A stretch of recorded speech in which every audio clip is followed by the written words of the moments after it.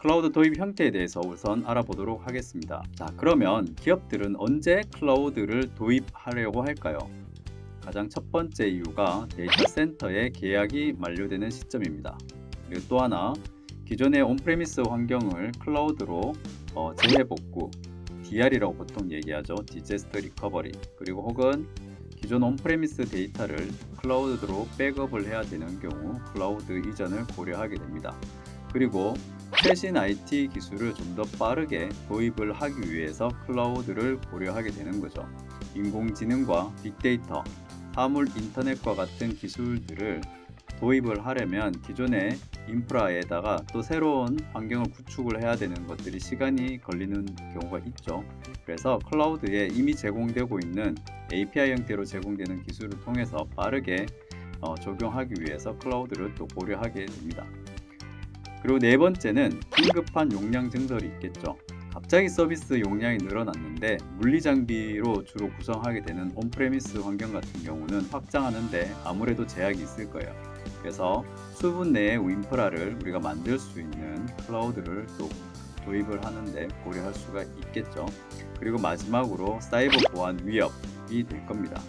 기존에 갖고 있었던 온프레미스 환경에 적용되었던 보안 기술들이 새롭게 추가되고 있는 굉장히 신종 해킹으로부터 기존의 인프라를 보호하는 것들이 점점 힘들어지는 경우가 없잖아 있죠.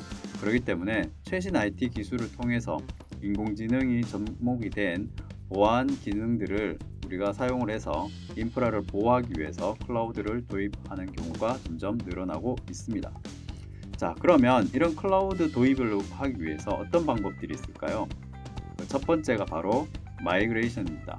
기존에 있는 온프레미스 환경의 인프라, 개발 환경을 클라우드로 그대로 들어서 옮기는 형태가 바로 마이그레이션이 되겠죠.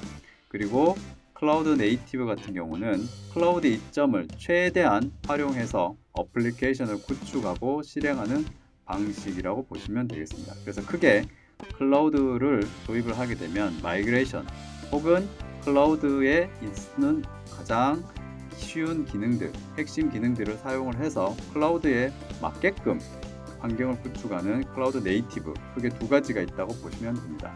자, 그래서 첫 번째 마이그레이션에 대해서 한번 알아보도록 하겠습니다. 우리가 클라우드로 마이그레이션 할 때는 몇 가지 순서가 있어요. 제일 첫 번째가 기존의 온프레미스 환경을 분석을 하고, 그리고 이 온프레미스 환경에 어떤 인프라를 클라우드로 이전을 할지, 그리고 비용은 얼마나 소요가 될 건지, 그리고 어느 대상 리전으로 우리가 이 인프라를 옮길 건지 구축을 할 건지를 고민하게 되겠죠. 자, 그리고 이런 진단이 끝나게 되면 실제 클라우드로 마이그레이션을 하게 되겠죠. 그래서 리호스트, 리팩터, 리아키텍트와 같은 몇 가지 클라우드로 마이그레이션 하는 방법을 통해서 우리가 클라우드로 이전을 진행을 하게 됩니다. 그리고 특별히 이 클라우드 업체 같은 경우는 랜딩존이라고 해서 한꺼번에 기존의 인프라를 클라우드로 다 도입을 하게 되고 이전을 하게 되면 어떤 문제가 있는지 사전에 테스트하는 것들이 미흡할 수가 있죠. 그렇기 때문에 클라우드 업체는 랜딩존이라고 하는 서비스를 통해서 아주 작은 형태로 클라우드를 먼저 테스트 하신 다음에 바로 전체 인프라를 마이그레이션 할 수 있는 서비스들을 제공하고 있습니다. 그리고 이제 최적화 단계겠죠. 모니터링이나 기존의 이제 서비스, 특히나 이제 소스 코드나 이런 배포에 대한 부분들을 클라우드에 맞게끔 설정을 하고, 마지막 최종적으로는 이제 보안에 대한 부분들을 적용하는 단계까지 마무리가 되면은 클라우드 마이그레이션이 끝난다라고 보시면 되겠죠. 그래서 클라우드로 옮겨갈 때는 굉장히 많은 단계가 있지만 이 중에서도 우리가 기존에 어떠한 인프라를 클라우드로 어느 정도의 기간에 옮길지에 따라서 비용이나 그리고 아키텍처 구조도 조금씩은 달라질 수가 있습니다.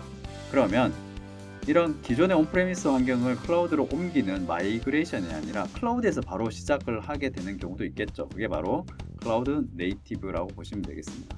자, 그래서 클라우드 네이티브란 클라우드의 이점을 최대한 활용한다고 말씀드렸어요. 그죠? 그래서 기존의 모놀리식 구조라고 해서 서버들끼리, 서비스끼리 굉장히 타이트하게 밀결합되어 있는 형태에서 좀 느슨한 형태로 서비스들을 구축할 수 있는 마이크로 서비스 아키텍처 형태를 선택을 하고, 그리고 가상 머신보다는 컨테이너를 선택을 해서 특히나 요즘 주목받고 있는 쿠버네티스 같은 기술을 통해서 컨테이너 형태로 이제 또 구축을 하게 되는 거죠. 그리고 소스 코드 배포 운영 부분들은 CI/CD (Continuous Integration, Continuous Delivery라고 해서 지속적인 통합, 소스 코드와 이런 바이너리 파일들을 지속적으로 생성하고 통합하는 작업들, 그리고 실제 인프라 환경에 계속해서 업데이트하게는 지속적인 전달, 그래서 CI/CD라고 우리가 보통 얘기를 하는데요. 이런 데브옵스 환경을 통해서 클라우드에서 제공하는 많은 파스 서비스들을 통해 가지고 우리가 인프라를 운영을 하게 됩니다.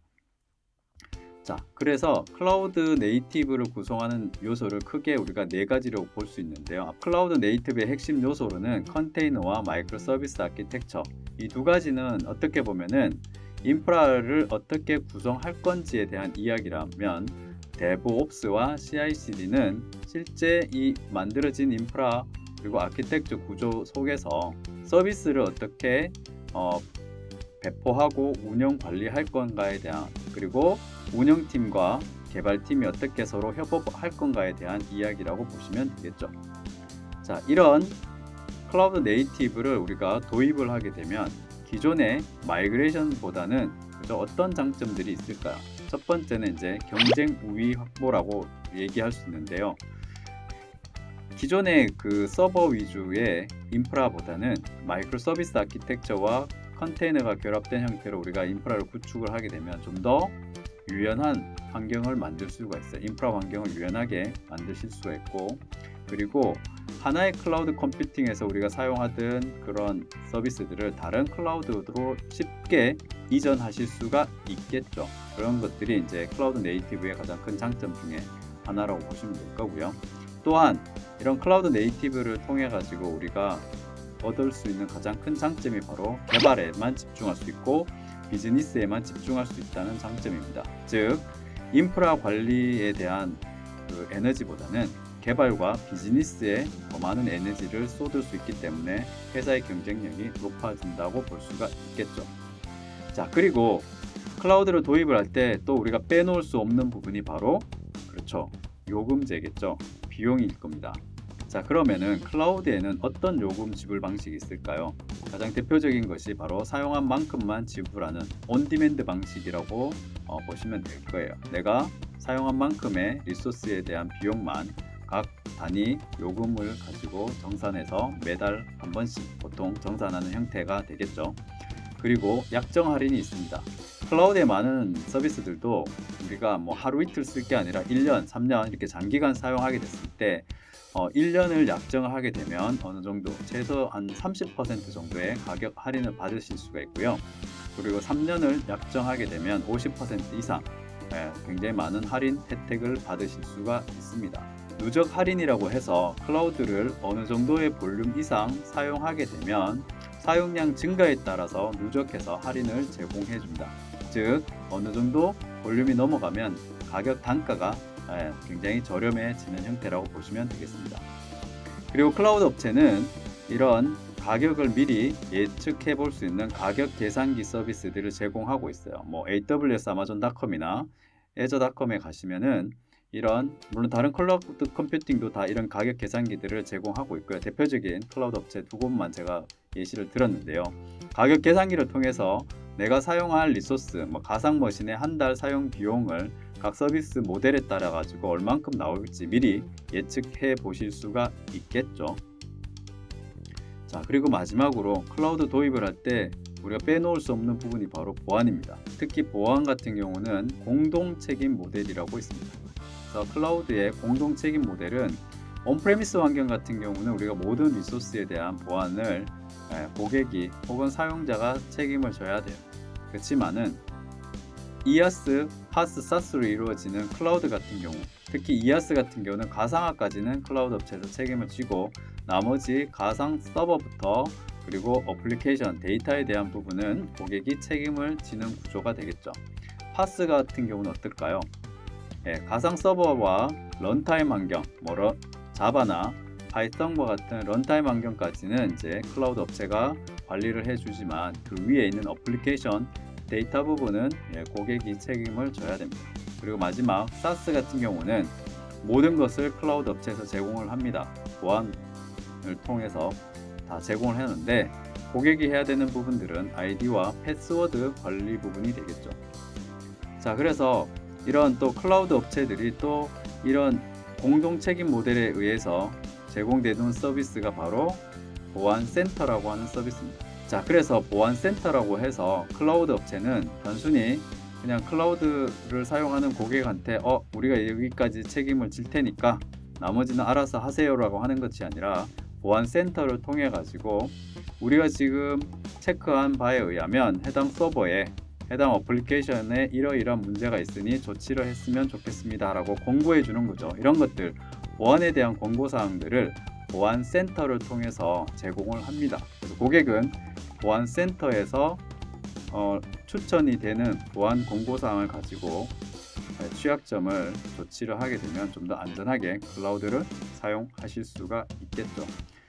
자, 그래서 이번 강의에서는 우리가 클라우드를 도입을 하기 위해서 기존에 있는 인프라를 클라우드로 옮기기 위한 마이그레이션, 그리고 클라우드의 장점을 그대로 활용한 형태로 인프라를 운영하고 관리하는 클라우드 네이티브 방식, 그리고 클라우드를 도입을 하기 위해서는 꼼꼼히 가격을 체크해 봐야 되기 때문에 가격 계산기를 어떻게 사용하는지, 그리고 무엇보다도 중요한 보안, 그렇죠? 보안을 우리가 어떻게 좀 더 강화할 수 있는지 보안센터라는 서비스에 대해서도 알아보았습니다. 그래서 여러분들이 클라우드 도입을 하기 위해서 이런 몇 가지 고려사항들을 검토하신 다음에 안전하게 클라우드를 적용하시고 활용하시면 좋을 것 같습니다. 이번 강의도 끝까지 들어주셔서 감사합니다.